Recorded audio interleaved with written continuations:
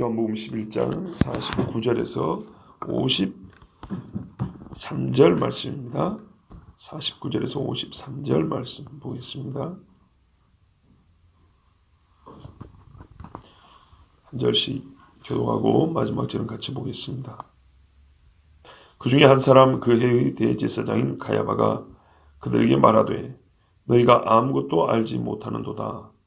한 사람이 백성을 내어 주셔서 온 민족이 망하지 않게 되는 것이 너희에게 일관을 생각하지 않느냐고 하셨습니다. 이 말은 스스로 함이 아니요 그 해의 대제사장이므로 예수께서 그 민족을 위하시고 또 그 민족만 위할 뿐 아니라 흩어진 하나님의 자녀를 모아 하나가 되게 하기 위하여 주실 것을 미리 아느니라. 그날부터는 그들이 예수를 죽이려고 모이하니라. 아멘. 이제 예수님 죽은 자를 살렸다는 이 소문이 들리고 공회가 소집됐습니다. 최고의 그 민족 대표자들 회의입니다. 거의 입법, 사법, 행정을 다 주관한다고 봐도 과언이 아닙니다. 물론 헤롯 왕이 있지만 일반 민간에서 말이죠. 이들의 힘은 대단하죠. 이들이 출교하면 출교당하는 거니까 그게 무서워서 예수 믿나 말도 못했고요. 근데 그때 막 이런저런 말이 오가고 있는데 한 사람이 이 회의를 종결짓는 발언을 했습니다. 누구냐면 대제사장입니다. 예수님이 가야바하고 빌라도를 오가면서 신문을 받았다는 거 우리가 이제 다 알고 있죠. 가야바는 당대 대제사장이었습니다. 근데 여기 그 해의 대제사장이란 말이 두 번 나오는데요. 1년직이 아니고 평생직, 항존직인데 딱 예수님이 돌아가실 그때 그 해 대제사장했다는 걸 강조하는 것이지 딱 1년직으로 그 해만 대제사장했다는 얘기를 하는 게 아닙니다. 그러니까는 예수님이 돌아가실 때 그 이스라엘 사람들의 종교적 대표 최고 지도자였던 가야바가 이 공회 회원들에게 이 회의를 종결짓는 마지막 결론과 같은 말을 선포를 한 겁니다. 그 말을 한번 들어보십시오. 너희가 아무것도 알지 못하는도다. 그러니까 지금 막 얘기하고 있는 사람들에게 책망하는 겁니다. 쓸데없는 소리만 많이 하는도다 그 말입니다. 지금 우리 짧게 기록되어 있지만 얼마나 좀 소란스러웠겠습니까? 그때 가야바가 그거 다 부질없는 소리들입니다. 내가 한마디 할 테니까 들어보시오. 이제 이러고 얘기를 한 겁니다. 한 사람이 백성을 위해서 죽어서 온 민족이 망하게 되지 않는 것이 너에게 유익한 걸 모르느냐? 자, 이 말은요. 우리는 이미 예수님의 대속 죽음을 알고 있기 때문에 상당히 긍정적 발언 같은데 그게 아닙니다. 너희에게 유익이 되는 줄. 이 사람들의 자기들의 권한과 권리와 그 자기들이 얻고 있는 어떤 그 수입 이야기를 했지요. 로마의 관계에서 저희들이 얻고 있는 이득 이야기를 했단 말입니다. 그래서 대제사장으로서 바로 자기 앞에 모여있는 이 사람들의 이권을 지켜줘야 될 책임이 있는 겁니다. 그게 곧 자기의 이권입니다. 왜 이런 말 했냐? 사람들이 얘기를 막 하는데 실제적으로 아무 소용없는 소리였어요. 무슨 뜻에서요? 예수가 살아있는 한 다 쓸데없는 소리다. 그럼 계속 기적을 할 것이고 계속 하나님 말씀 가르칠 것이고 계속 우리와 경쟁 내지는 대립할 것이다.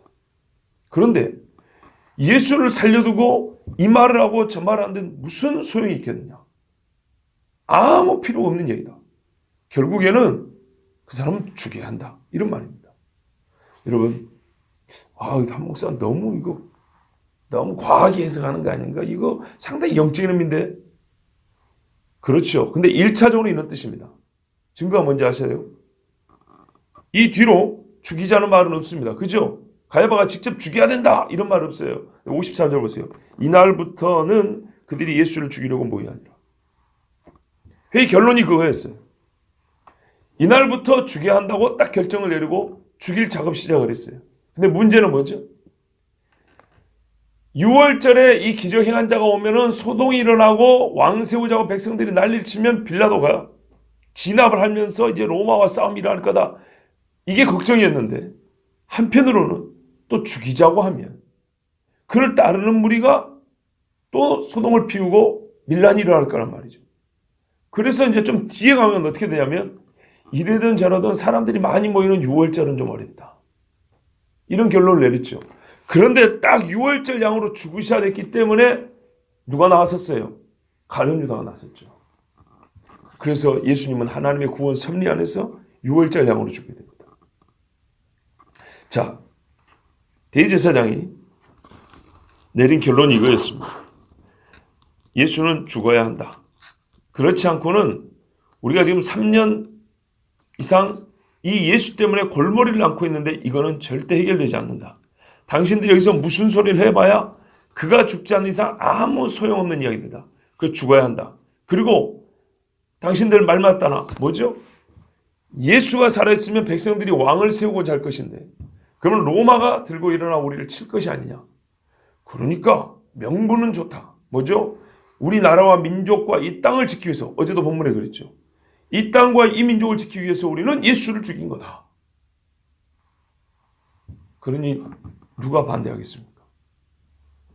이 땅과 이 민족을 지킨다는 외적 명분도 확실하죠.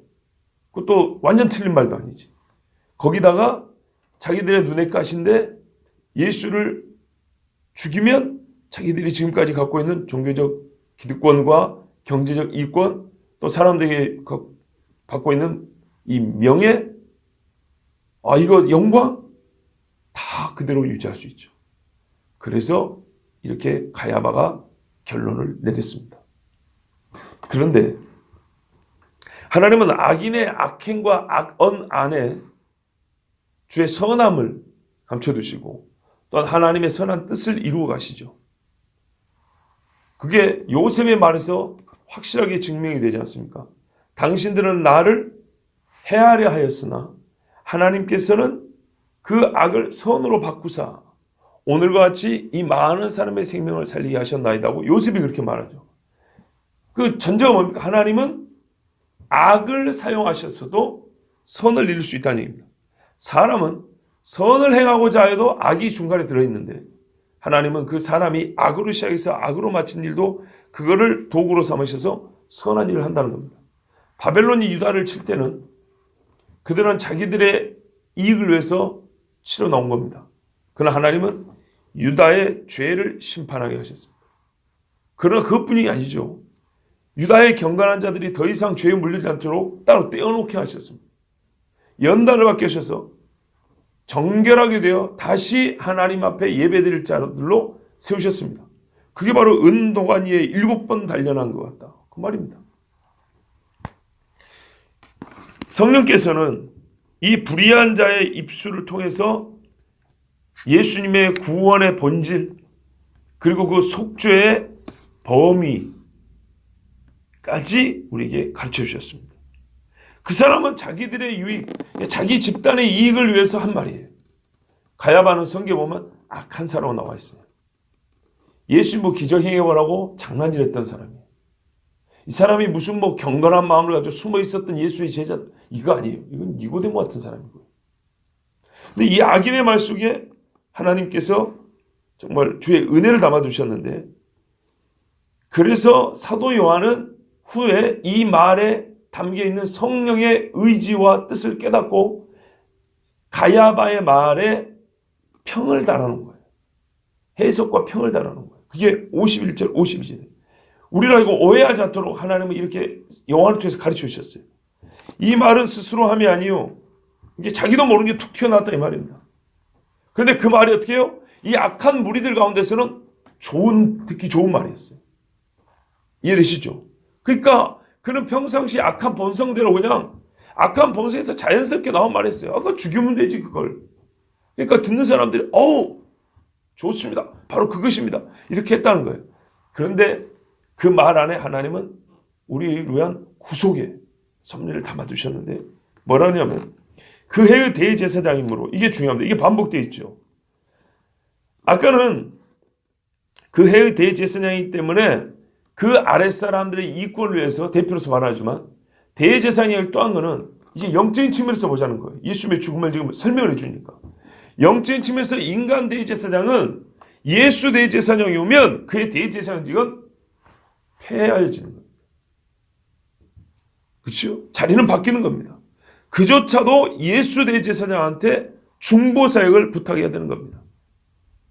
그 속죄의 피 안으로 들어가야 되는 거죠. 그가 그날이 올 때까지는 누구보다도 예수님 대제사장을 예표하고 그를 백성들에게 가르쳐줘야 되는 그런 사명이 있는 겁니다. 그러니까 하나님은 이 인간 대제사장이 예수 대제사장 자리를 꿰차고 그거를 내주지 않으려니 약한 발동을 오히려 인간 대제사장이 예수 대제사장의 예표로서 그를 백성들에게 알려주어야 할 책무를 다하는, 자기는 모르지만 그런 기회로 삼으셨다는 겁니다. 대제사장은 원래 이렇게 가르쳐야 되는 거예요. 후에 메시아라는 대제사장이 오면 그가 자기 백성을 죄에서 구원한다. 수많은 이방 민족들을 하나님께로 돌이킨다.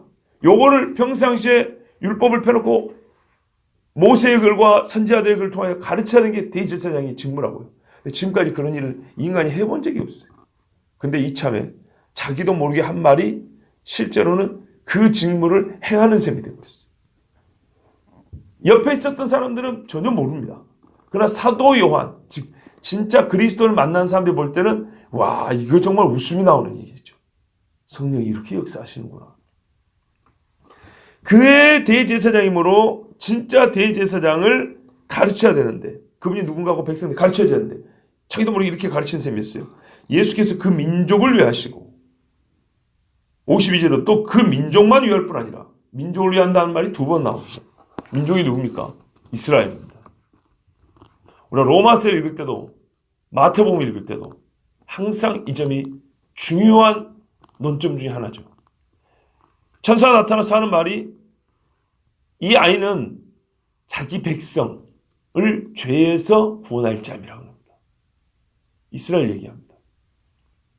그래서도 그 민족이라고 딱 정해진 민족이 있습니다. 이스라엘입니다. 그러니까 결국에는 이스라엘이 어떻게 된다고요? 예수 때문에 구원을 받게 돼 있어요. 근데 이게 어떻게 됩니까? 사도세자 시대와 지난 거의 2000년 동안 눈에 보이지 않냐고 약속이 파괴된 것 같으니 바울 당시에도 벌써 이것이 하나님의 물론 예언적 감동이지만 이게 믿는 자들에게 문제가 됐던 거예요. 그래서 글을 썼습니다. 우리가 알기로 바울이 쓴 로마서는 예루살렘에 파괴된 70년, AD 70년 전에 쓴 겁니다. 성전이 파괴된 다음에 그런 질문을 했다면 유대인이 버림을 당했느냐? 하나님이 이스라엘을 버리셨느냐? 약속은 폐기됐느냐? 그러면 이해가 되는데 예루살렘 성전이 아직도 버젓이 남아있고 유대인들이 쫓겨나지도 않았어요. 로마서는 보통 50년대 쓰여졌다고 합니다.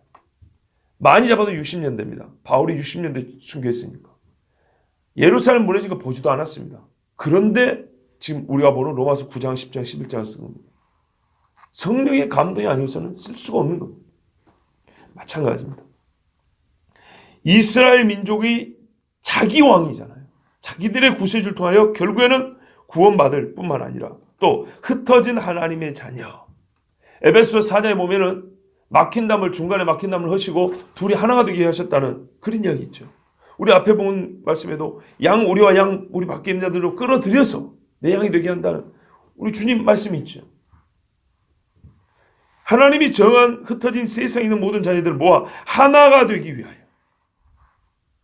예수께서 왕으로서 다스릴 때 온 천하 만민 중에 하나님이 택하신 자들은 전부 다 한 하나님의 백성으로 되기 위하여 그들 모두에게 필요한 건 뭡니까? 구속의 피예요. 죄를 대신하여 죽어주시는 하나님의 그 사랑의 보혈이 있어야 된단 말이죠.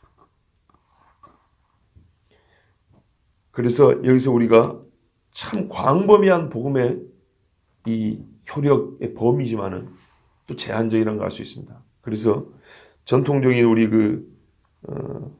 칼빈의 후예, 칼빈이 다 맞다고 보기는 어렵지만 그래도 칼빈 선생의 대부분의 가르침은 참 훌륭합니다. 그 중에 좀 인간의 심정상으로 받아들이기 어려운 것이 뭐냐면 제한속죄라는 겁니다. 그리스도의 피가 모든 사람을 위해 흘린 거냐?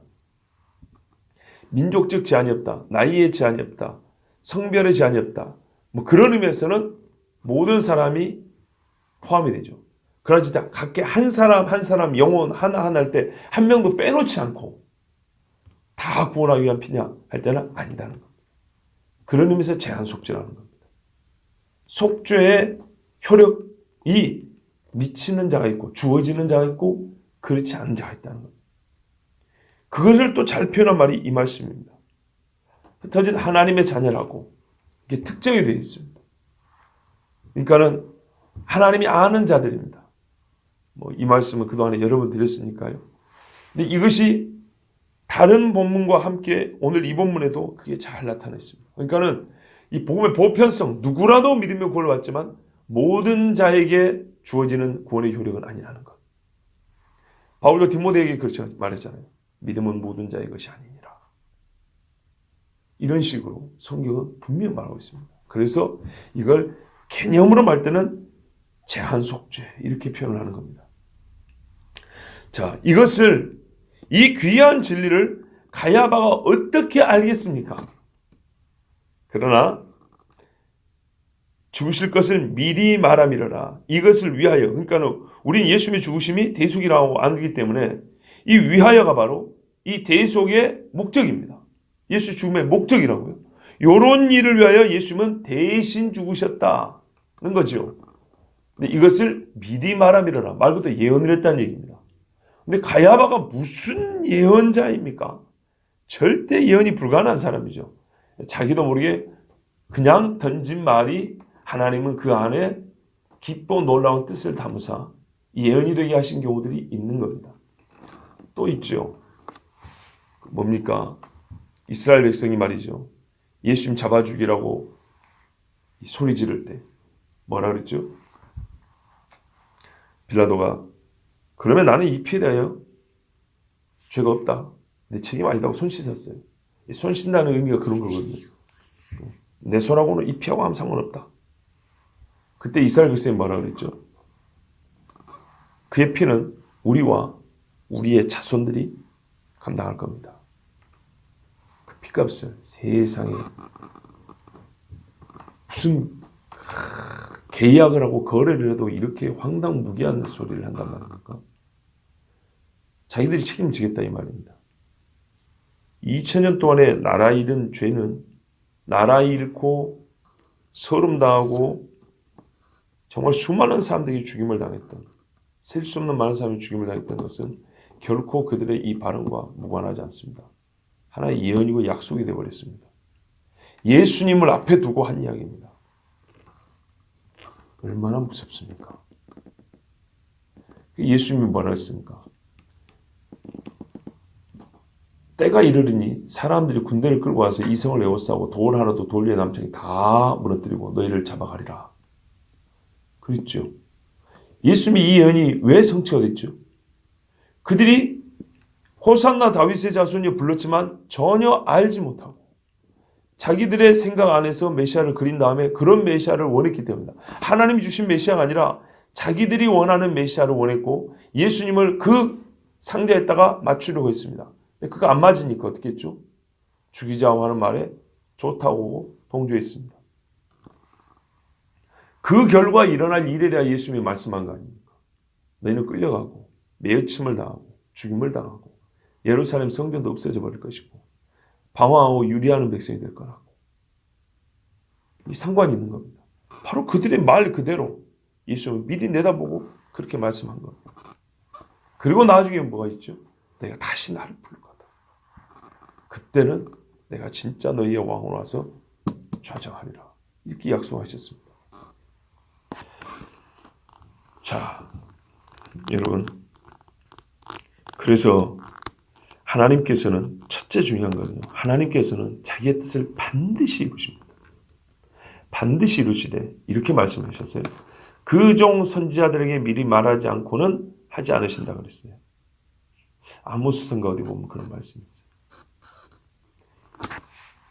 그것처럼 하나님께서는 우리가 흔히 말하는 선지자는 아니지만 보통의 사람들 입을 통해서라도 그 내용의 뜻이 뭐냐면 미리 말씀해 준다는 말이에요. 이렇게 악인들의 입을 통해서도 미리 말씀을 해 주십니다. 그렇다면 여러분, 때로는 우리 입술을 통해서도 하나님은, 나는 별 생각 없이 한 말이지만 정말 중요한 영적 진리를 우리 입술을 통해서 하나님이 말씀하실 때도 있습니다. 그걸 한 번쯤은, 그래서 내가 한 말에 대해서 한번 생각할 필요가 있습니다. 기본적으로 우리가 신중하게 말하고 옳은 말을 해야 되겠지만, 이런 차원에서도 하나님이 이런 불의한 자를 통해서도 하나님의 하실 이 구원 계획을 자기도 알지 못하고 말했지만 예언을 하게 한 것처럼, 우리 주변에 또는 나 같은 이 작은 자를 통해서도 하나님이 예언의 말씀을, 예언자라서 예언하는 게 아니고 예언의 말씀, 우리의 구원과 관계된, 우리의 신앙과 관계된 그런 예언의 말씀을 하실 수도 있겠구나. 잘 생각해 봐야 됩니다. 그래서 반드시 하나님은 자기의 뜻을 이루시고 그 뜻을 이루실 때 우리에게 가르쳐 주신다. 두 번째는요, 아무리 하나님께서 그렇게 예언을 하게 하신다 할지라도 그 예언자가, 예언의 말을 한 자가 항상 예언의 말을 했기 때문에 하나님 앞에 의롭다고 여겨지는 것은 아니라는 겁니다. 의인이기 때문에 하나님의 예언의 말씀을 담아준 것이 아니고, 의인이건 불의한 자건 간에 하나님은 자기 뜻을 이루시기 위하여, 그것을 가르쳐주기 위하여 의로운 자의 입술도 사용하고 불의한 자의 입술도 사용하나, 의인은 의인의 상이요 악인은 악인의 벌을 받는 겁니다. 그러니까 우리는 어쩌다가 한 사람이 어느 한때 참 영적으로 괜찮은 일을 했어요. 좋은 일을 했어요. 그것을 가지고 욕하면 안 되죠. 잘했다고 해줘야겠죠. 그렇지만 그것이 그 한 사람의 영혼에 관하여 모든 것을 말해주는 건 아닙니다. 오늘 가야바도 보세요. 예수님을 대적한 사람들 중에 이렇게 예수님에 대해 옳은 말을 하는 사람이 없어요. 예수님이 죽음에 대해 그것도. 그러나 이것은 말 그대로 그의 영혼과는 아무 상관이 없는 이야기였습니다. 그럴 수도 있는 겁니다. 그럴 수도 있는 것이 아니고 이것이 우리 삶의 세계에서 일하는 실제 일입니다. 자, 하나님이 하시는 일에 대하여, 그리고 그 일을 도구로 이루어가는, 그러니까 하나님이 쓰시는 도구가 된 한 인물 혹은 사람에 대하여 우리는 두 가지를 생각해 볼 수 있습니다. 원하는 것은 무엇이겠습니까? 우리가 가야바 같은 악한 일을 꾸미면서 자기도 모르게 하나님의 뜻을 대언하는 것이 아니라, 우리는 기록된 말씀을 맡은 사람들로서 이 세상 사람들에게 아는 말씀을 전하는 것이고, 또 하나님께서 우리가 기도하는 중에, 그리고 생활 중에 주의 선한 뜻을 우리 입술에 담아주셔서, 그러나 그것을 모르는 것이 아니라 분명한 신앙의 확신 속에서 선포하면서 또한 그 뜻이 이루어지기를 기대하는 그런 사람이 되기를 우리는 바라야 되겠습니다. 이 악인들은 이 악한 교육으로 말미암아 이때로부터 예수 죽일 일을 꾸몄습니다. 반대로 우리는 예수에 관한 이야기를 하고 그때로부터 예수 증거할 일, 예수 맞을 일을 계획하는, 준비하는 우리 모두가 되길 바랍니다. 기도하겠습니다. 하나님 감사합니다. 오늘도 연약한 자들이 좀 부르시고 새 힘을